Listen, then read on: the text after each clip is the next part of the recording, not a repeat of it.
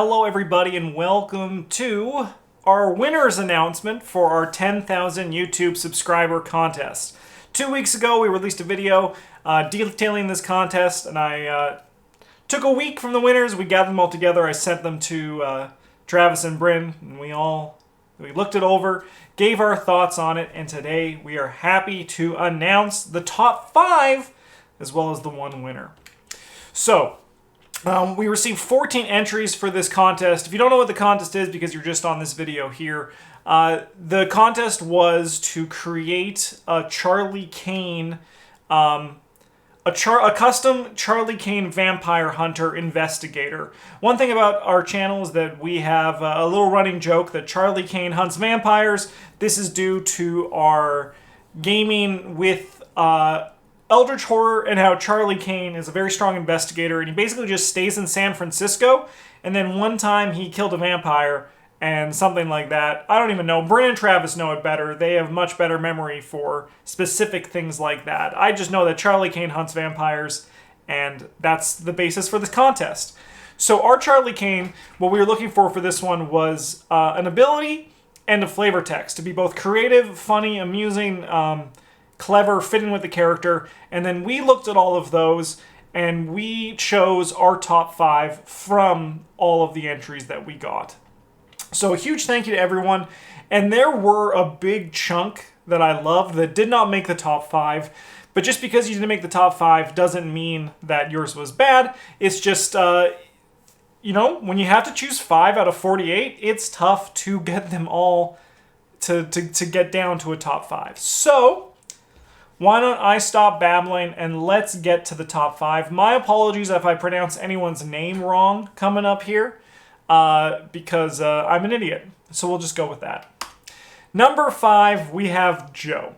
During your upkeep phase, you may forego readying your cards in order to place up to 2 damage on a non-elite enemy of your choice, which is at your location or a connecting location.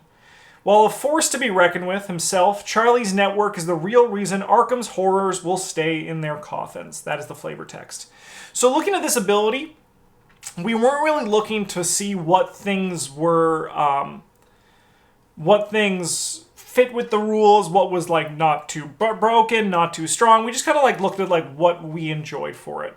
With the flavor text, for me, a big thing was if it made me laugh, if it was clever, or if, you know, I was just like, oh, hey, that's really good.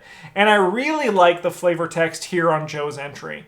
I just like how it's Arkham Horror is in their thing. There is the Charlie's Network goes with that whole, like, he's working with all of the allies that he has. Like, there's even a reference to, like, traditional Charlie. And then there's also the coffins, which references, of course, the vampires. But if we look at his ability, it can kind of seem like it can be really strong. Like, if you just have, like, for example, like a Mr. Rook, right? Like, he's just an example. Or, like, a guard dog, or, like, just, like, something that exhausts. And then you can eventually just stop.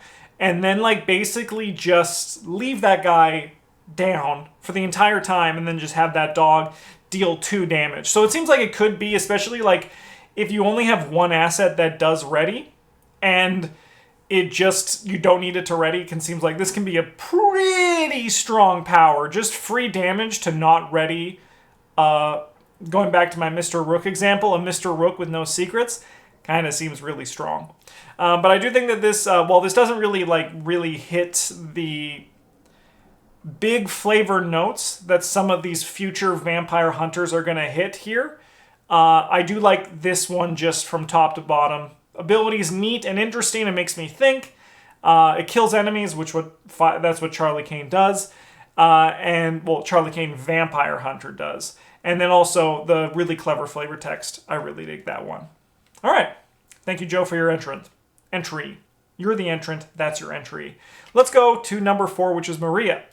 At the start of your turn, you may declare one enemy a vampire. If you kill this enemy this round, you may immediately put into play a relic or exceptional asset at a 2 resource discount. In brackets, you stole it from the vampire. Flavor text. You say it's convenient how I'm always finding vampires? Well, I'm the expert. If I see they're carrying a 1,000-year-old priceless watch, they're definitely a vampire.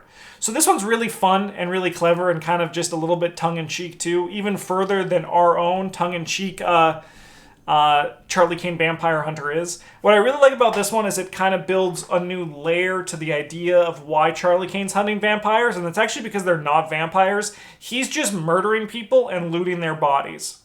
So it's kind of just a little bit illegal, which is kind of fun, right?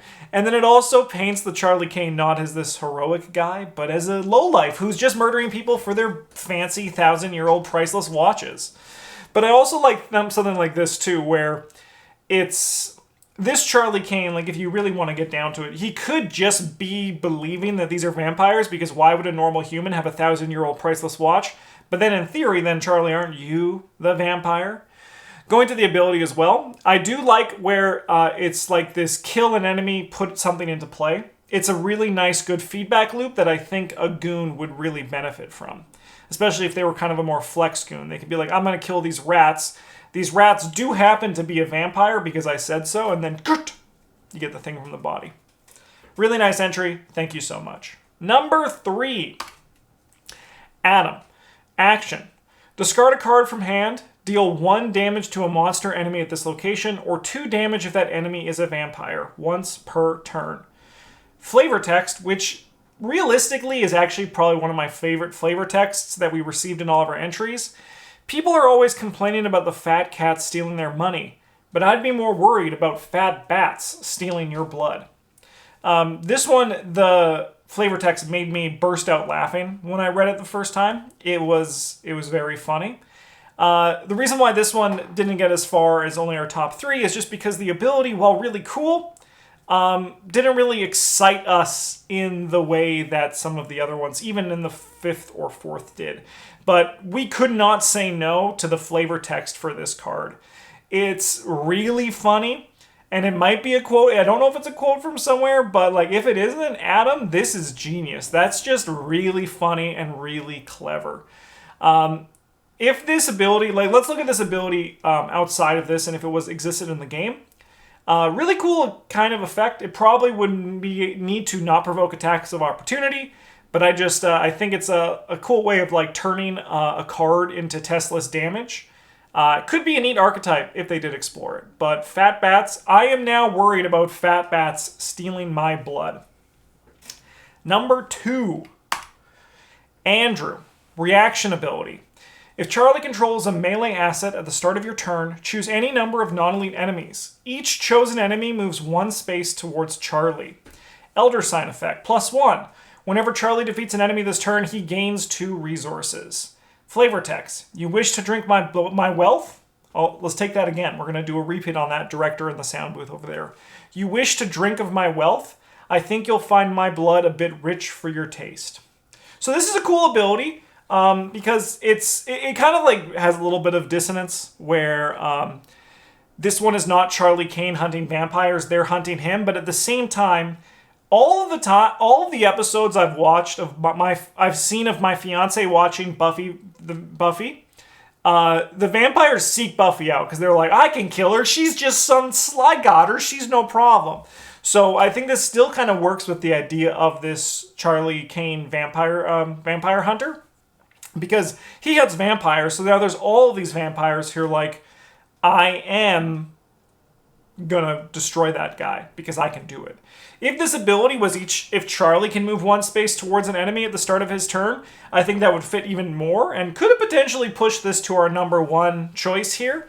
But I think the ability is cool, it's very clever, and then also the flavor text is really fun, really funny, and just kind of like also just like a little bit cocky too, which is like perfect for Charlie Kane. So thank you for your entry, Andrew. And finally, our winner, the number 1, is Zev. Forced.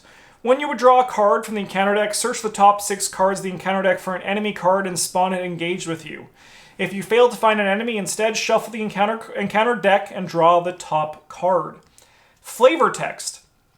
Charlie's got a stake in some of Arkham's richest businesses and in some of Arkham's richest businessmen too.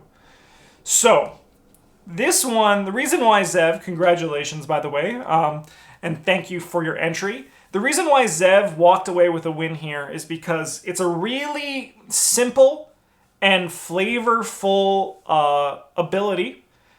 He is literally hunting for vampires. This one doesn't care about the vampire trait, but ultimately we thought that this was fine.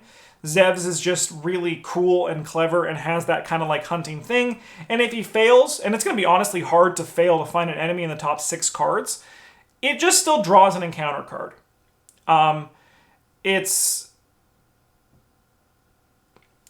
It's just kind of like this nice little, very simple resonance that this Charlie Kane is actually here fighting vampires. You get what he's supposed to be doing. He's hunting enemies and he's killing enemies, and those enemies are probably vampires, is the idea behind it. The flavor text is also a big reason why we chose Zev. I love it. It's another one that when I read it, I was like, "Whoo, that's like Zev's playing with fire here." It's a good flavor text. So Charlie's got a stake in some of Arkham's richest businesses.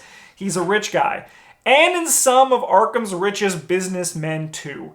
It's just really clever, and like just a really good flavor text line. So Zev, again, congratulations. I've already sent you an email to move forward with getting you your prize, but thank you so much for your entry, and also just, again, thank you to everyone who entered. While it was very hard to get down to the top 5, there were a ton of really phenomenal entries in this contest. So thank you so much, and a huge thank you again to everyone who has liked, subscribed, commented on our videos from when we first started making Arkham content. We've been in the YouTube game of making Arkham content for a very long time, and it was a huge deal to us to break 10,000 subscribers, and we're excited to keep growing and see where the future of this game and our channel goes. So thank you so much. We might be doing another giveaway sometime in the future to celebrate some other milestone if we hit it. So if you want to be involved and up to date, make sure you subscribe to our channel to get notifications of when we release a new Arkham Horror video, which is every day of the week. That's right, we do. I'm not even lying. That's just how it is. If you also want to support the channel further, you can do that in a multitude of ways, including liking the video, commenting on the video, anything to just help us appease the YouTube robot that is YouTube. You can also join our Patreon. The Acolyte's all the way over there. As low as $3 a month, you get access to special posts, votes. You can help shape our content, and you can also participate in our Patreon game days that happen usually 2 times a month. In addition, at the Wizards of the Order, the $10 tier, you get access to a bunch of exclusive gameplay and re-review videos, so it's something you can consider as well. I think we probably have like 25 to 30 videos that you can unlock for even just $10 for 1 month. Watch them. Get the heck out of there. Whatever you want to do, thank you so much for watching. Have a good one. And as always, GG's.